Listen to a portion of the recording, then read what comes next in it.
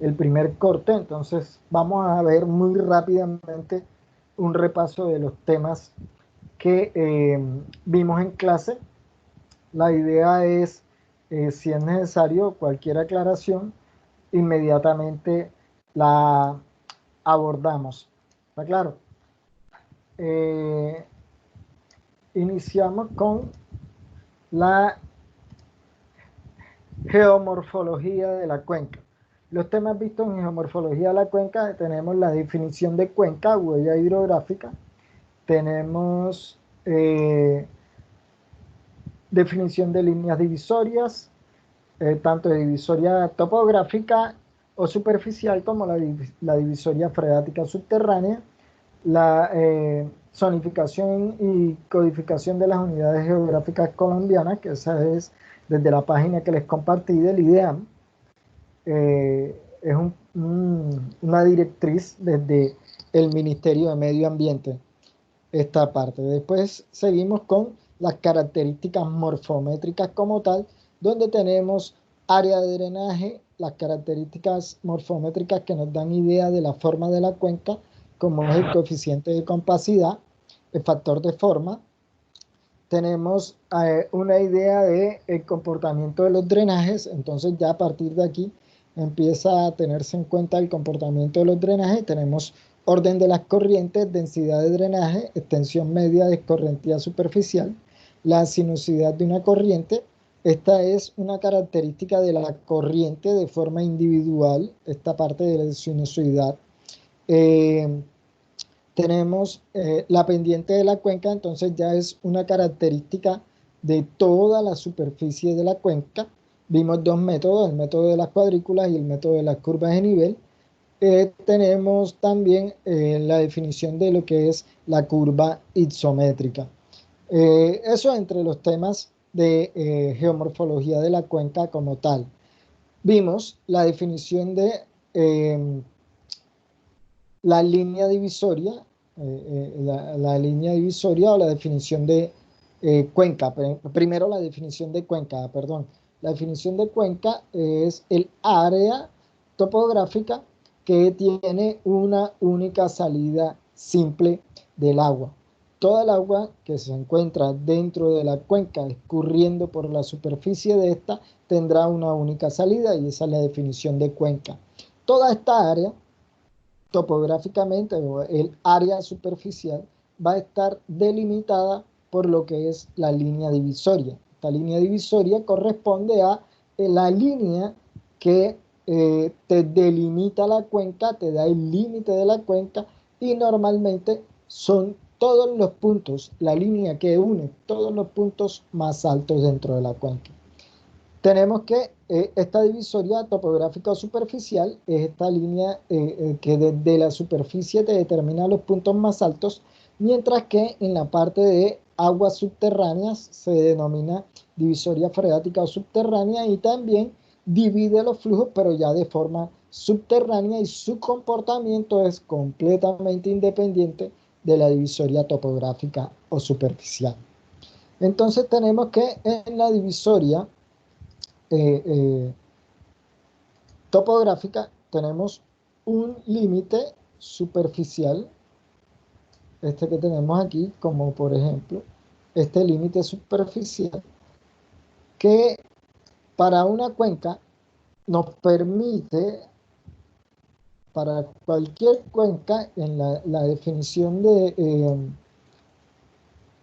de hasta aquí no quiere salir, la definición de cuenca, la divisoria nos va a permitir a nosotros definir si el agua que cae en la cuenca, en esta línea divisoria, nos va a decir si va hacia una cuenca vecina o fuera de la cuenca de análisis, como se dice, o si efectivamente el agua se dirige hacia la cuenca de análisis que yo estoy haciendo, y me voy a encontrar que esa agua que está cayendo dentro de la cuenca va a tener la posibilidad de salir por un único punto de salida. Ese único punto de salida es este que tenemos aquí, en este caso, de este ejemplo que nos regala el libro de Germán Monsalve.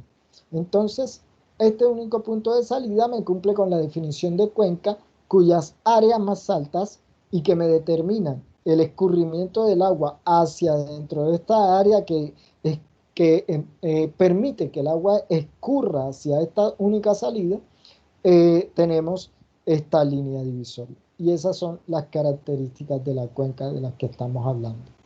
Tenemos entonces que en Colombia tenemos unas divisiones de las áreas hidrográficas o hidrogeológicas en el país.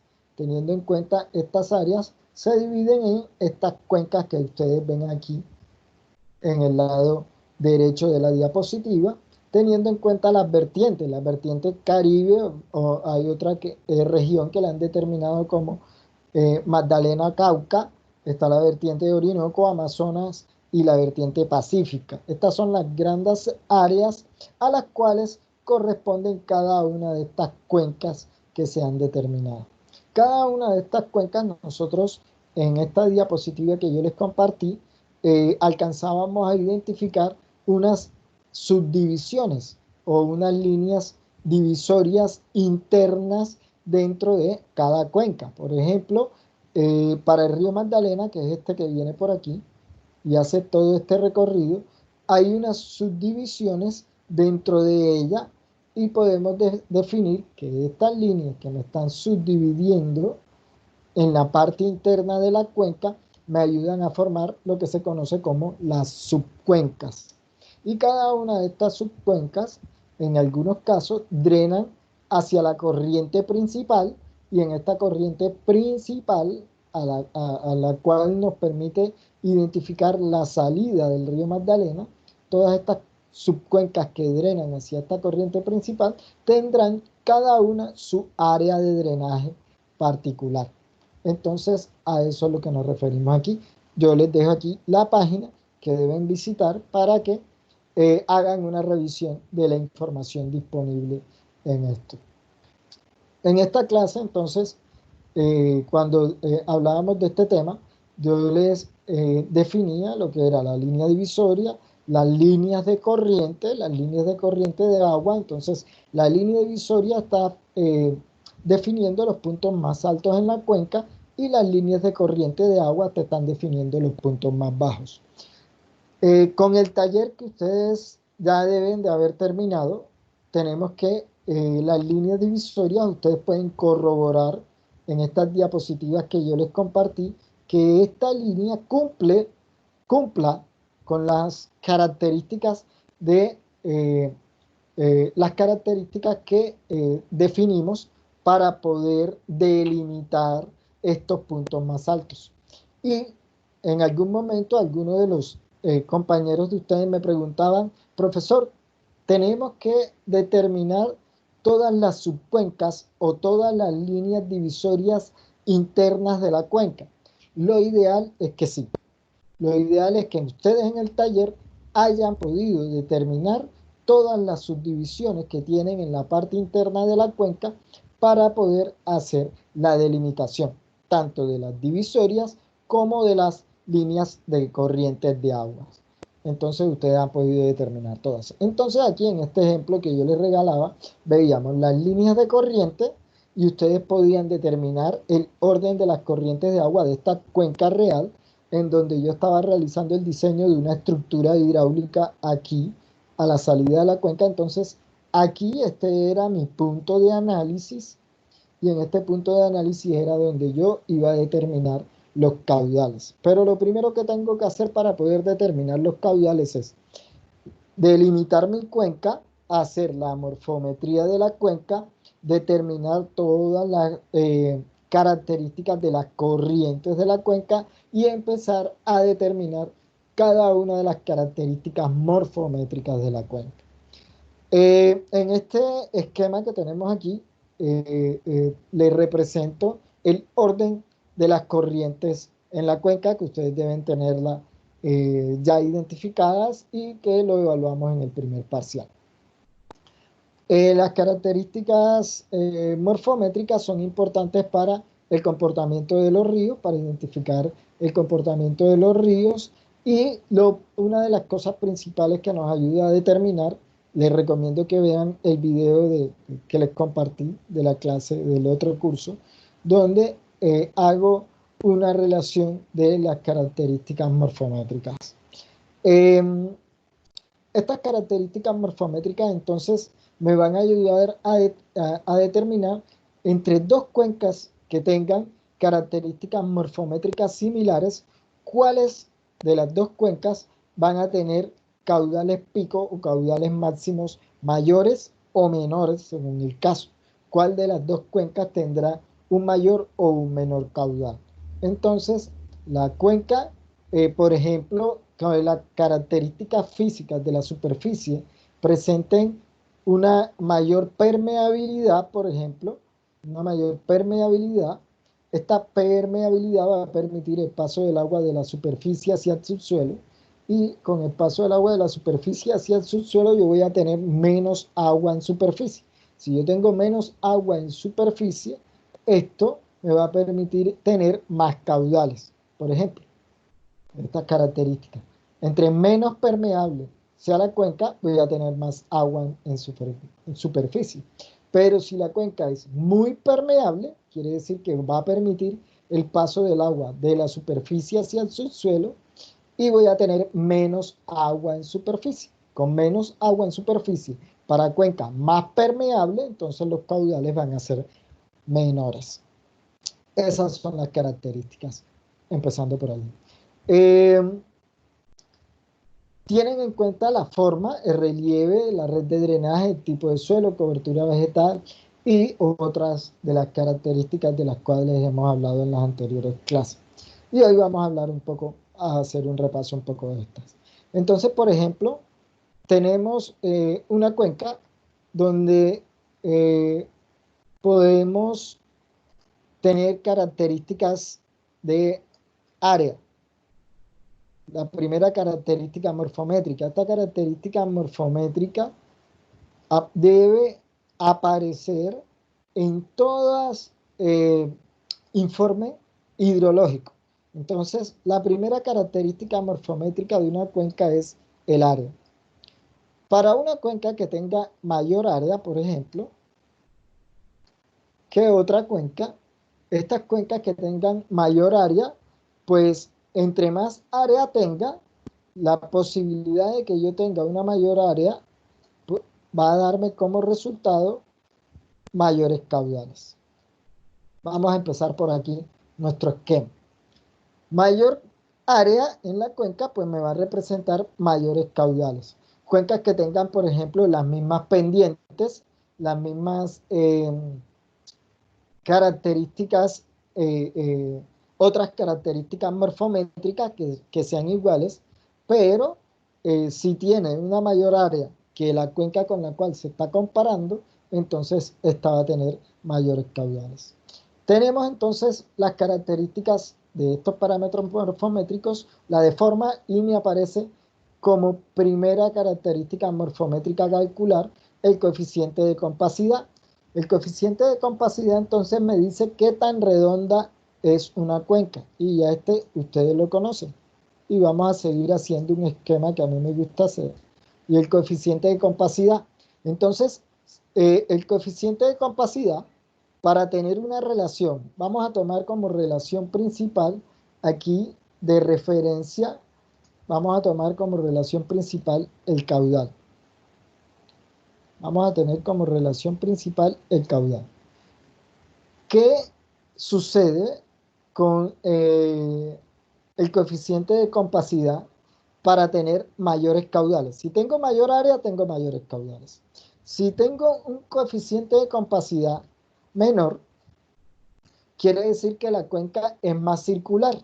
Si la cuenca es más circular, quiere decir que sus caudales son más altos que otra cuenca que tenga un coeficiente de compacidad mayor. Y esa es una de las características del coeficiente de compacidad. ¿Qué tan redonda es la cuenca? Entre este coeficiente de compacidad de más bajo, más cercano a 1, entonces más redonda, va a ser la cuenca, y va a tener características de presentar normalmente mayores caudales pico o caudales máximos ante un evento de lluvia. Esa es una de las características del coeficiente de compacidad, ya esto ustedes también lo habíamos visto. Factor de forma, que también lo vimos, me dice qué tan larga o qué tan ancha es la cuenca. Entonces, esta factor de forma, perdón, el factor de forma tiene en cuenta la longitud axial. La longitud axial tiene en cuenta la longitud del cauce o la corriente principal de la cuenca. Entonces yo tengo que el factor de forma será inversamente proporcional a la longitud axial, ¿cierto? Inversamente proporcional, y aquí lo tenemos en la ecuación final de, el coeficiente de factor de forma, perdón. En este término de factor de forma, entonces, yo voy a tener longitudes axiales que van a depender de la corriente principal. Tenemos que con base en la corriente principal se determina el tiempo de concentración. Y sabemos que el tiempo de concentración,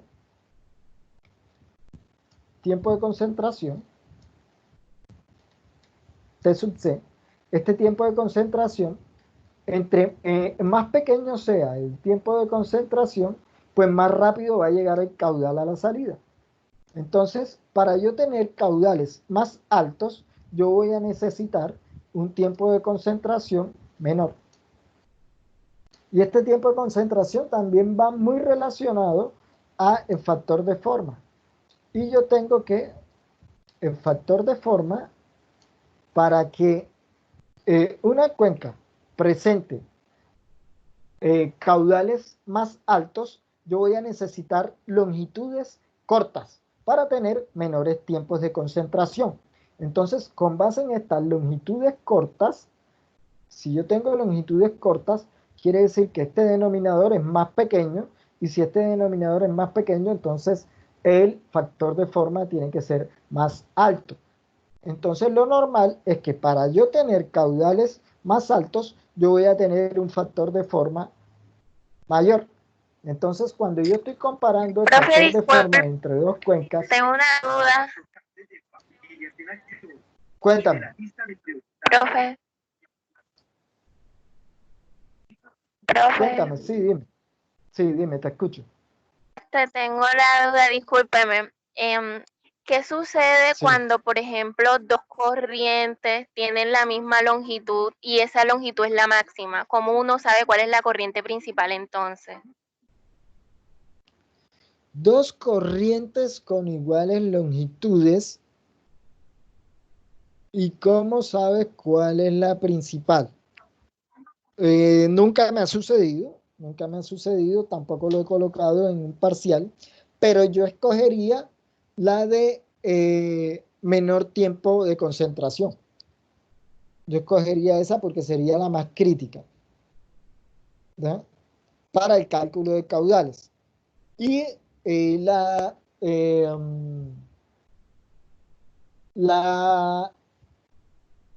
definición hidráulica de corriente principal es la más larga hidráulicamente. Entonces, la más larga hidráulicamente es la que te va a dar el mayor tiempo de concentración, ¿verdad? El mayor tiempo de concentración.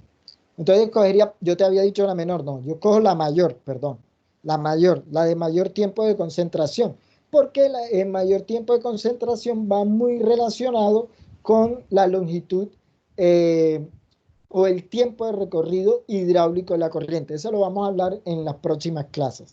¿Está claro? Lo vamos a hablar en las próximas clases. Pero si tienes la corriente, por ejemplo, por decirte algo, supongamos que en esta cuenca, vamos a intentar hacer algo aquí, supongamos que en esta cuenca la corriente que tiene esta salida, y en la cuenca tenemos esta longitud más larga y esta longitud también. Supongamos que tienen la misma longitud. Si te vas en el recorrido de la corriente y vas a determinar la corriente principal y llegas aquí, o si vas a determinar el recorrido de la corriente principal y llegas acá, y ambas te dan 1.23 kilómetros. Eso es casi que imposible, Pero supongamos, listo, ambas te dieron 1.23 kilómetros. O sea, 1 kilómetro 230 metros. O sea, ni un metro más ni un metro menos. Te dieron igual. Ok, listo. Ese es el problema que tú me colocas. La definición de la corriente es la más larga. Si en tus longitudes lograste tener estas dos distancias como iguales a nivel longitudinal, entonces ya entras a calcular la longitud hidráulica más larga. La longitud hidráulica entonces es el tiempo más largo del recorrido de agua.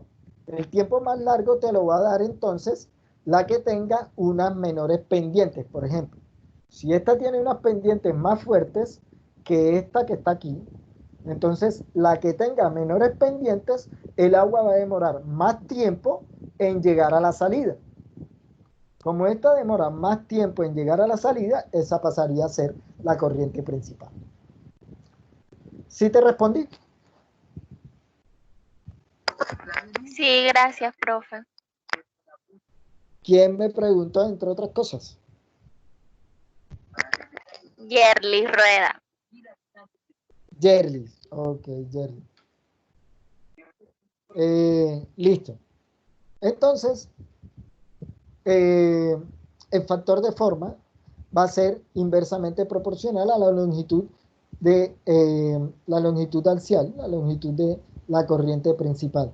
Esta longitud axial, ya saben, longitud del curso de agua de mayor longitud. Esto es casi imposible que se presenten dos corrientes con iguales longitudes. Es casi imposible, pero bueno, si algún día se da, ya vimos una de las formas de cómo yo la seleccionaría, la que me dé un mayor tiempo de recorrido. Y ese mayor tiempo de recorrido lo vamos a ver en las próximas clases. Entonces, listo. Esta longitud axial, entonces fíjate tú que queda hasta la línea divisoria, va hasta la línea divisoria. Es muy difícil que ambas corrientes, como en el ejemplo, tengan, además de tener la misma longitud a su nacimiento, tengan la misma longitud hasta la línea divisoria. De ahí sí es completamente diferente. Y eso te ayudaría a ti a determinar cuál de las dos longitudes es la axial para la cuenca. Entonces, listo. Tenemos con eso el factor de forma. Lo que les quiero decir es que el factor de forma, el que te va a definir mayores caudales, pues será el de la cuenca de menor longitud. La cuenca de menor longitud es muy similar a la circular. Una cuenca donde el agua que cae dentro de la cuenca va a llegar muy rápido hasta la salida. ¿Alguien me preguntaba algo? Yo, profe, Verónica. Mi duda es con respecto a lo que acaba de decir, que supongamos que se tienen las dos longitudes, o sea, las dos corrientes con las mismas longitudes, ¿cierto? Al determinar se escogería entonces entre esas dos longitudes la que tenga como más distante a la línea divisoria. Claro, porque estamos hablando de la longitud axial, sí. Ah, ok, listo. Esa es la definición de longitud axial. Ok. Entonces, ¿qué estamos haciendo? La longitud más larga, la longitud más larga te está determinando a ti cuál es el recorrido más largo que tiene que hacer el agua dentro de la cuenca. Eso es lo que está haciendo. Esa longitud axial sería el recorrido más largo que tendría que hacer una gota de agua para llegar a la salida de la cuenca. Entonces, esa es una de las características que tenemos. Esta es el factor de forma. Y seguimos.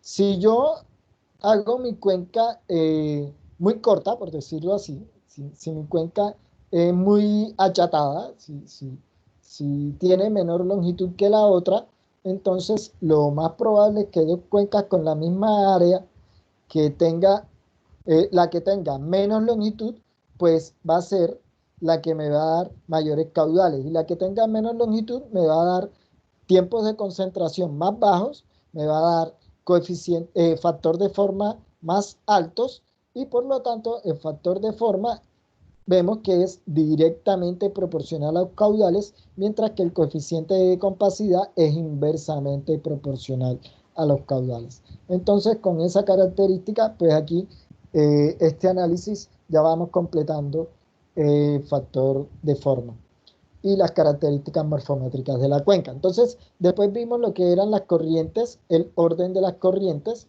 Este sí nos quedó claro, en el ejemplo del esquema, teníamos una corriente de cuarto orden. Las corrientes de orden 1 son las que determinan el nacimiento de las corrientes. Las corrientes de orden 1 están determinadas por el nacimiento de las corrientes, y una corriente de orden siguiente se va a tener en el momento en que dos corrientes de un orden inferior se encuentran. Entonces, se unen dos corrientes de orden 1, me forman una corriente de orden 2.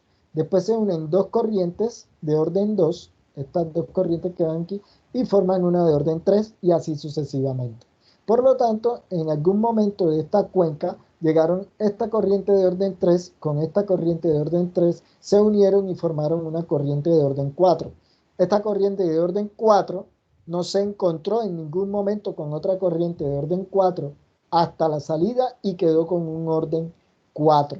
Este orden 4 que tenemos aquí, entonces, es lo que nosotros conocemos como el orden de la cuenca, y el orden de la cuenca está dada por el orden máximo de sus corrientes, y el orden máximo de las corrientes siempre está dado por el orden de la corriente hasta la salida de la cuenca. Esa es una de las características que ya habíamos dicho. Aparece entonces densidad de drenaje. Una de las características morfométricas de la densidad de drenaje considera la longitud, ojo que estamos viendo todo este montón de longitudes, la longitud de todas las corrientes de agua dentro de la cuenca. Y decíamos que entre mayor sea la densidad de drenaje, se conoce que la cuenca estará bien drenada, entre mayor sea las corrientes que tenga la cuenca. Entonces, esta densidad de drenaje, voy a tener que, en las características que estamos escribiendo aquí, para densidad de drenaje, lo que tenemos es densidad de drenaje, vamos a simbolizarlo aquí, densidad de drenaje. Si yo tengo una mayor densidad de drenaje, valores mayores de densidad de drenaje, quiere decir que la cuenca tiene la posibilidad de evacuar el agua más fácil. Y si la cuenca tiene la posibilidad de evacuar el agua más fácil, me quiere decir que entre mayor sea, entre dos cuencas que yo esté comparando, entre mayor sea la densidad de drenaje, es más factible que la cuenca con mayor densidad de drenaje pueda presentar mayores caudales máximos. Entonces, si la cuenca presenta igual área, igual coeficiente de compacidad, igual tiempo de concentración, igual factor de forma, pero tiene diferente densidad de drenaje, yo tengo la posibilidad de decir que es muy probable que de las dos cuencas que tienen todas estas características morfométricas iguales, la que tenga una mayor densidad de drenaje tendrá la posibilidad de presentar mayores caudales máximos o caudales picos. Entonces, esa es de las características que podemos identificar. Listo. Densidad de drenaje, cuencas bien drenadas. Sí. Cuando hay menor coeficiente de compacidad, es decir que la cuenca es más redonda, ¿no? El menor coeficiente de compacidad sí es más redonda. Entonces es decir que el agua toma menos tiempo en circular. El agua, se puede decir que los puntos más alejados de la cuenca están casi que a la misma distancia. O sea, se dice que en cuencas con figuras muy circulares, quiere decir que los puntos más alejados de la salida de la cuenca están casi que a la misma distancia. Y como están casi a la misma distancia, todos van a llegar al mismo tiempo. Y si todos llegan al mismo tiempo, se forma lo que yo les digo en clase, el trancón. porque todos están intentando salir al mismo tiempo. Como todos intentan salir al mismo tiempo, el volumen de agua que vas a tener a la salida va a ser mayor. Y el caudal es volumen sobre tiempo. Entonces, eso es coeficiente de compacidad. Listo, eso es lo que me representa. Entre más redonda sea, más los puntos más alejados van a estar casi que a la misma distancia. Y esa es una de los análisis que se hace. Densidad de drenaje, entonces ya tienes en cuenta todas las corrientes dentro de la cuenca. Y tenemos otra característica que nos ayuda a analizar las corrientes y es la extensión media de escorrentía superficial. Esta extensión media de escorrentía superficial también tiene en cuenta la longitud de todas las corrientes de agua.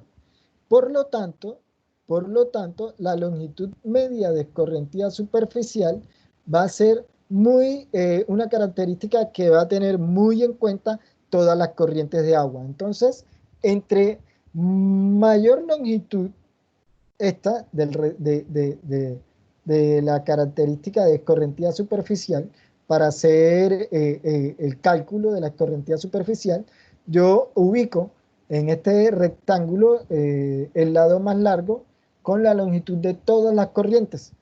Como yo tengo la longitud de todas las corrientes, entre mayores longitudes tenga yo de corrientes, quiere decir que mayores longitudes voy a tener entonces una menor extensión media de escorrentía superficial. Entre mayores longitudes, menor extensión media. Si yo tengo mayores longitudes, quiere decir que estas longitudes de todas las corrientes, vamos a hacer aquí un momento, si yo tengo estas longitudes, si yo tengo más longitudes, una característica típica es que puedo tener mayores caudales, ¿cierto? Y cuando yo tenga mayores longitudes, porque la cuenca está bien drenada, voy a tener mayores caudales, lo más probable es que yo tenga menores extensión media de escorrentía superficial. Entonces la extensión media de escorrentía superficial es otra de las características morfométricas y esta extensión media de escorrentía superficial va a ser menor para generarme mayores caudales. Y aquí tenemos una de las características morfométricas que encontramos inversamente proporcional a los caudales. Si yo tengo extensión media de escorrentía superficial baja, quiere decir que la distancia que tienen que recorrer las gotas de agua para llegar a las corrientes más cercanas va a ser muy pequeña. Eso es lo que me está diciendo. La distancia que tienen que recorrer las gotas de agua para llegar a las corrientes más cercanas, la distancia que tiene que recorrer el agua para llegar a las corrientes más cercanas, si una gota de agua cae aquí, ella tendrá que hacer este recorrido. Permítanme un segundo. Ella tendrá que hacer este recorrido que les estoy mostrando. Ella tendrá que hacer este recorrido. Y en ese recorrido, si yo tengo más corrientes dentro de la cuenca, pues todos los recorridos se disminuyen. Fíjense ustedes que en esta zona los recorridos serían muy pequeños, porque los recorridos se me reducen. Eso es lo que me está diciendo. Y si los recorridos se me reducen, quiere decir que la cuenca es bien drenada, por lo tanto los caudales van a ser mayores. Y esa es de las características que estamos hablando. Entonces, eso en cuanto a la extensión media de escorrentía superficial. Entonces, la extensión media de escorrentía superficial me da una idea de cómo es el recorrido de el agua dentro de la cuenca. Tenemos sinuosidad de la corriente. Sinuosidad de la corriente, este sí se calcula para un tramo de la corriente o para la longitud completa de la corriente. Tú puedes calcularla por tramo o para toda la longitud completa. Entonces, la sinusoidal te dice qué tan curva es la corriente. Entonces, una corriente, entre más curva sea, quiere decir que la longitud de esta corriente, del tramo que estoy analizando, va a ser mayor. Por lo tanto, la sinusoidad es mayor es mayor cuando tienes mucha longitud. Y si tú tienes unas longitudes muy largas, quiere decir que los tiempos de viaje del agua en esas longitudes muy largas van a ser más largos, por lo tanto los tiempos de concentración serían más largos. Por lo tanto, a ti te sirve tener una sinusoidad para tener mayores caudales, en este caso que es el que estamos analizando. Si yo voy a tener mayores caudales, yo necesito tener menor recorrido. Y yo voy a tener un menor recorrido en el momento en que mi corriente sea más corta, y si mi corriente es más corta, quiere decir que yo tengo menor sinusoidad. Entonces, para corrientes características dentro de la cuenca con sinusoidades más bajas, es más probable que se tengan caudales más altos. ¿Por qué sinusoidades más bajas? Porque una corriente con baja sinusoidad tiene la posibilidad de que sea mucho más recta que esta corriente que tiene muchas más curvas. Y esa es una característica de la sinusoidad.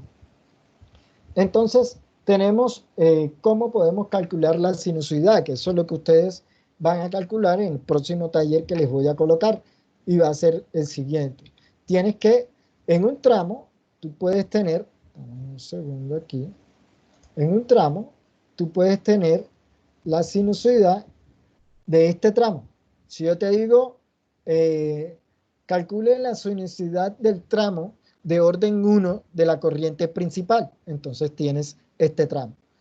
Y tienes que este tramo va a determinar la longitud del valle de esta forma. Así. Y la longitud de la corriente, pues la línea azul que está debajo. Y esa sería la longitud de la corriente. Y lo que tengo aquí en rojo sería la longitud del valle que está en el denominador. Y de esa forma calcularíamos cada uno de los tramos. Si yo te digo, determina el tramo de orden 2, entonces aparece este tramo adicional, este tramo que está apareciendo allí.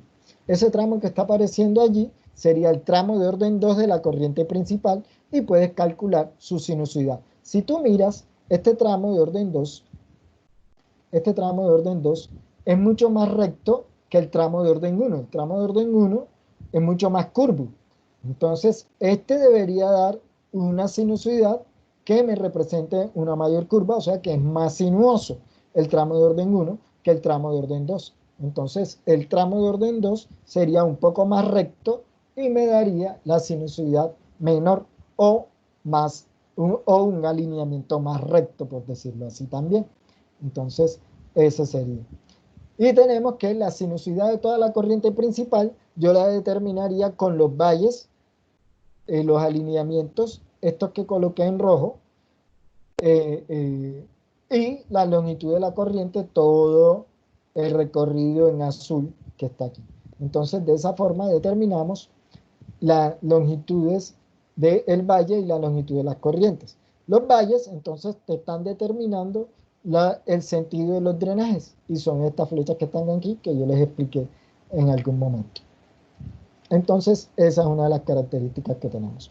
Tenemos que vimos la pendiente de la cuenca por el método de las cuadrículas y el método de las curvas de nivel. Vamos a hablar rápidamente del método de las cuadrículas. Para el método de las cuadrículas tú tienes una cuenca, esta es la cuenca de sus compañeros que trabajaron el semestre pasado. Esta cuenca es una cuenca real en Mamonal. Yo modifiqué un poco las curvas de nivel, pero yo cuadriculé la cuenca de esta forma, y el método de las cuadrículas consiste en calcular las pendientes en cada uno de estos puntos. Para calcular las pendientes en cada uno de estos puntos, entonces lo que tienes que hacer es determinar la distancia entre curvas de nivel, y la distancia entre las curvas de nivel es la línea recta que te une las dos curvas y perpendicular a cada una de ellas. Entonces, esta línea recta horizontal que pasa por cada uno de los vértices a los cuales les vas a calcular la pendiente va a tener una longitud, y esa es la longitud horizontal que necesitamos estimar. La diferencia de altura será la diferencia de cota entre las dos curvas de nivel y a esto le calculas la pendiente. La pendiente de esta línea que está aquí, la pendiente que existe entre estas dos curvas de nivel, que sería entre, en este caso del ejemplo, la cota 200 y la cota 180, que sería la curva de nivel siguiente, están cada 20 metros. Entonces tú tendrías que la cota 200 a la cota 180 te podrías determinar la pendiente definiendo la diferencia de alturas, 20 metros, con la longitud que logras medir sobre el plano en esta línea azul. Ustedes lo van a hacer en AutoCAD y de esa forma tienes el valor de cada uno de estos puntos que están aquí. Cada uno de estos puntos en toda la cuenca. Esto lo vas a hacer para toda la cuenca. Los puntos que vas a analizar son los que estén dentro del área de la cuenca. Y eso lo defines de esa forma. ¿Qué vas a hacer con cada uno de estos puntos? Estos puntos entonces los vas a agrupar por intervalos de cota. Entonces ya te forman a ser parte de valores agrupados. Entonces en cada grupo tú vas a tener el número de ocurrencias de puntos. Entonces, ¿cuántos puntos te quedaron en un intervalo de una pendiente determinada? Entonces, esta pendiente media, por ejemplo, si yo estoy determinando todos los puntos que estén entre las pendientes 5 y 6%, por decirte algo. Entonces, si yo determiné el intervalo 5 y 6%, ese es un intervalo, la pendiente media entre 5 y 6 sería 5.5. Todos los puntos que estén entre 5 y 6, yo los agrupo, determino cuántos puntos hay con pendientes entre 5 y 6%, y de esa forma determino, lo multiplico por 5.5 y tengo el numerador en este punto. Tengo un valor del numerador. Y así lo sigo multiplicando en cada uno de los intervalos que yo determine. Entonces tú puedes definir el intervalo entre 5 y 6, entre 6 y 7, 7 y 8 y así sucesivamente. Para cada uno de los intervalos, entonces tú multiplicas por el valor de la pendiente media en cada uno de esos intervalos, haces toda la sumatoria y vas a dividir entre el número de puntos totales. Siempre les he hecho énfasis en que este número de puntos totales son mínimo 50 para que sea válido estadísticamente. Para que sea válido estadísticamente son mínimo 50 puntos. Si tienes más, mucho mejor. Y de esta forma determinas el valor de la pendiente media. El método de las curvas de nivel, pues este se nos hace un poco más fácil ya utilizando AutoCAD, y tienes que la diferencia de cotas entre curvas de nivel, para el caso de este ejemplo, la diferencia de cotas es de 20 metros y aquí tendrías ese valor constante, porque eso no cambia. La longitud de todas las curvas de nivel, eso sería lo que te tocaría medir en el plano en AutoCAD, seleccionando las longitudes de cada una de estas líneas verdes que tenemos aquí. Con cada una de estas longitudes las sumas y tendrías la longitud total de las curvas de nivel. El área de la cuenca correspondiente al área de cada uno de estos intervalos de cota. Cada uno de los intervalos de cota. Y de esa forma vas a determinar la pendiente media por el método de las curvas de nivel. Tenemos la definición de curva isométrica. Vas a tener las áreas en cada intervalo de cotas. El área de cada intervalo de cotas corresponde a el área que estás teniendo entre cada curva de nivel. Eso también lo puedes medir en AutoCAD sin ningún problema, definiendo una superficie en cada uno de estos intervalos de cota.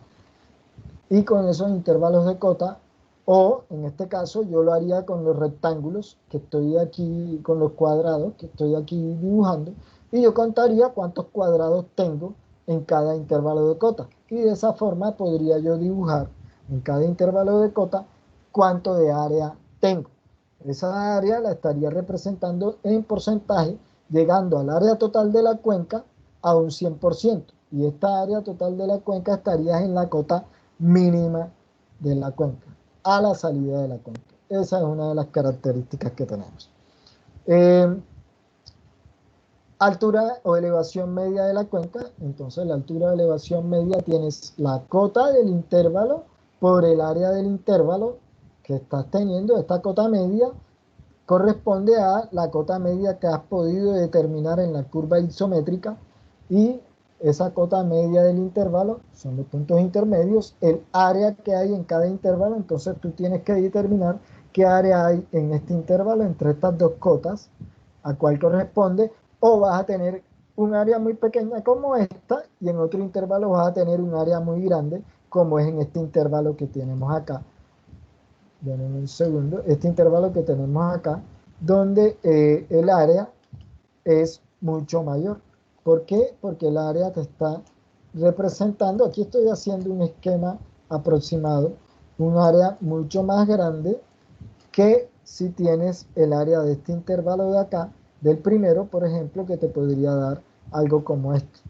Entonces, en este primer intervalo tendrías un área muy pequeña, teniendo este caso, o podrías tener otro intervalo donde tenemos una zona muy plana y vas a tener mucha más área en ese intervalo. Y así, estas son las características. Para cada uno de los intervalos, entonces, la altura media va a ser tendiente a estar en el intervalo que tenga más área.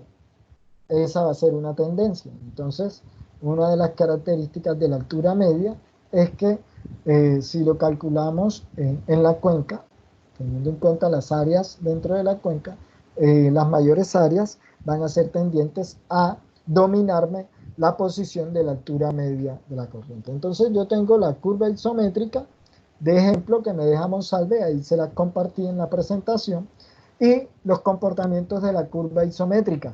Estas concavidades, esta concavidad, por ejemplo, tienes muy poca área debajo de la curva o tienes mucha área debajo de la curva. Entonces, estas concavidades te pueden dar que esta zona de la parte alta tienes pendientes muy fuertes, mientras acá tienes pendientes muy fuertes en la parte baja. Y haciendo el análisis un poco diferentes, tú puedes tener una zona muy plana con pendientes muy suaves, y puedes tener una zona muy plana en la parte baja de la cuenca con pendientes muy suaves. Entonces, fíjense ustedes que pueden comparar cómo son las pendientes en las cuencas. Puedes tener Profe, una zona con pendientes muy bajas o zonas con pendientes más fuertes. Cuéntame. en el chat, una compañera que si por favor puede repetir lo de la altura media de la cuenca. No te entendí. Hay un ruido en el micrófono, no te pude entender. Que una compañera en el chat pidió que por favor repita lo de altura media de la cuenca. Altura media de la cuenca. La altura media de la cuenca, dame un segundo. La altura media de la cuenca, entonces, corresponde rápidamente. Esto ya lo había explicado en clase, pero bueno, vamos a ver. Altura media. Altura media del intervalo. La altura media se utiliza para saber cuál sería la altura promedio en la cuenca, una altura característica. Y va a estar dominada por las zonas de mayores áreas dentro de la cuenca. Por ejemplo, este intervalo que tengo yo aquí, entre esta curva de nivel y esta otra curva de nivel que está aquí. Yo tengo dos curvas de nivel aquí. Entonces, toda esta zona que yo estoy más o menos intentando sombrear aquí, toda esta zona, va a ser una de las mayores áreas en esta cuenca, entre la curva de nivel 120 y la curva de nivel 140. Esa va a ser una de las mayores áreas dentro de esta cuenca. Por lo tanto, es muy factible que la altura media de la cuenca esté aproximadamente en esta zona, o muy tendiente a estar en esta zona. ¿Por qué? Porque aquí está gran parte del área de la cuenca comparada con otros intervalos como son este intervalo y como son este intervalo, por ejemplo. Son intervalos que tienen unas menores áreas, por lo tanto, la altura media de la cuenca va a tener menores áreas y es muy probable que su altura media no esté en esta zona de la cuenca, en la parte baja de la cuenca, y puede estar en esta zona de la parte media de la cuenca. Fácilmente puede estar en esta zona porque aquí tengo un área considerable entre ese intervalo de cotas. Entonces es muy probable que la altura media de la cuenca esté en todo este rango de valores, porque es donde están las mayores áreas, ¿ya? Entonces, estas me van a dominar la altura media. Eso es lo que quiere decir esta altura media. Estás ponderando con respecto al área que hay entre las curvas de nivel. Y esta área que hay entre las curvas de nivel es como cuando hacías el método de las cuadrículas. El método de las cuadrículas te estaba diciendo que la pendiente eran tendientes a los intervalos que tuvieran más puntos. Esa es una de las características. Entonces, ahí tenemos las características de la curva isométrica, altura media, y de esa forma terminamos por ahora este repaso. Faltó darles el contenido del parcial, que lo pueden ver en el video que les compartí en el día de ayer. No sé si te respondí la pregunta a tu compañera, por favor, le avisamos si le respondí la pregunta y si aclaré la duda. Ok, sí, gracias. Listo. Profe, usted con respecto a lo especial dijo que todos los detalles están en el video de ayer que estudió.